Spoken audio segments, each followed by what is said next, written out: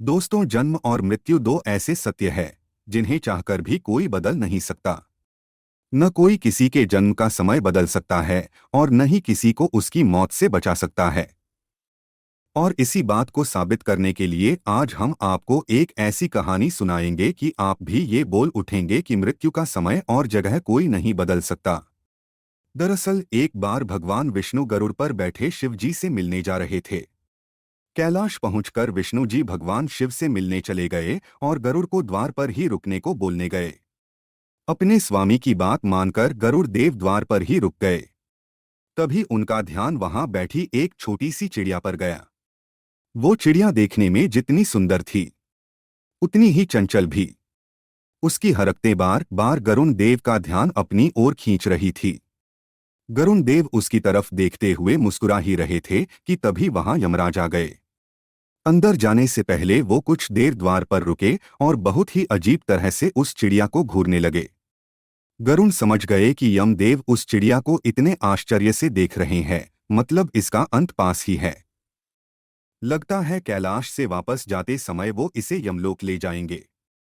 यमदेव तो शिव जी से मिलने अंदर चले गए, लेकिन गरुड़ देव को ये चिंता खाए जा रही थी। उन्हें चिड़िया की मासूमता पर दया आ गई और उसकी जान बचाने के लिए उन्होंने उसे अपने पंजों में दबाया और कैलाश से हजारों मीलों दूर जंगल में एक चट्टान के ऊपर छोड़ दिया। अब मन ही मन वो इस बात से बहुत खुश हो रहे थे कि अब इस प्यारी सी चिड़िया की जान बच जाएगी। गरुड़ देव वापस आए तो देखा यमराज कैलाश से वापस जा रहे हैं। उनसे रहा नहीं गया और उन्होंने यमदेव को रोककर उनसे पूछा ही लिया, प्रभु, आप उस मासूम चिड़िया को इतने आश्चर्य से क्यों देख रहे थे? यमदेव ने कहा, गरुड़, उस चिड़िया की मृत्यु निकट थी, पर वो कैलाश में नहीं, यहाँ से बहुत दूर एक जगह पर होनी थी। मैं यही सोच रहा था कि ये छोटी सी चिड़िया इतनी जल्दी उड़कर हजारों कोस दूर कैसे जाएगी।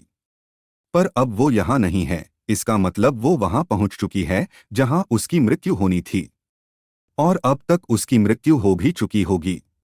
गरुड़ देव को खुद के किए पर बहुत पछतावा हुआ, क्योंकि वो स्वयं उस चिड़िया को वहां छोड़कर आए थे। लेकिन वो इस बात को समझ चुके थे कि किसी भी जीव की मृत्यु का समय तो तय होता ही है, साथ ही उसका स्थान भी पहले ही निश्चित हो चुका होता है। आप सबके साथ चतुराई कर सकते हैं, लेकिन मृत्यु के साथ नहीं। आपको बता दें, यमदेव किसी और के नहीं बल्कि सूर्य देव के पुत्र है और इनकी माता का नाम संज्ञा है। जीवों की मृत्यु लाने वाले देवता यमदेव यमलोक के राजा है और इसीलिए इनका नाम यमराज है।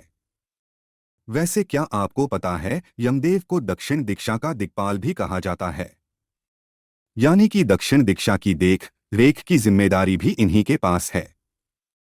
इसीलिए मृत्यु के समय शव को दक्षिण दिशा में ही रखा जाता है। बता दें, मृत्यु के बाद सबसे पहले मनुष्य यमलोक ही जाता है।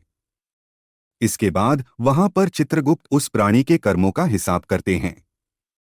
हिसाब के बाद ही यमराज ये तय करते हैं कि उसे नर्क मिलेगा या स्वर्ग। आपको बता दें, यमपुरी 1000 योजन तक में फैली हुई है और इसके 4 द्वार है। यमराज के पास ब्रह्मा जी से मिला काल दंड नाम का बेहद शक्तिशाली अस्त्र है। कहा जाता है कि एक बार ये अस्त्र जिस पर छोड़ दिया जाए तो फिर दुश्मन को खत्म करके ही वापस आता है। यमराज ने एक बार ये अस्त्र रावण पर भी छोड़ना चाहा था, लेकिन तभी ब्रह्मा जी ने उन्हें ये कहकर रोक दिया था कि मैं रावण को वरदान दे चुका हूं, अगर रावण की मृत्यु हो जाती है तो मेरी बात झूठी साबित हो जाएगी। इसलिए आप इस अस्त्र का इस्तेमाल रावण पर न करें।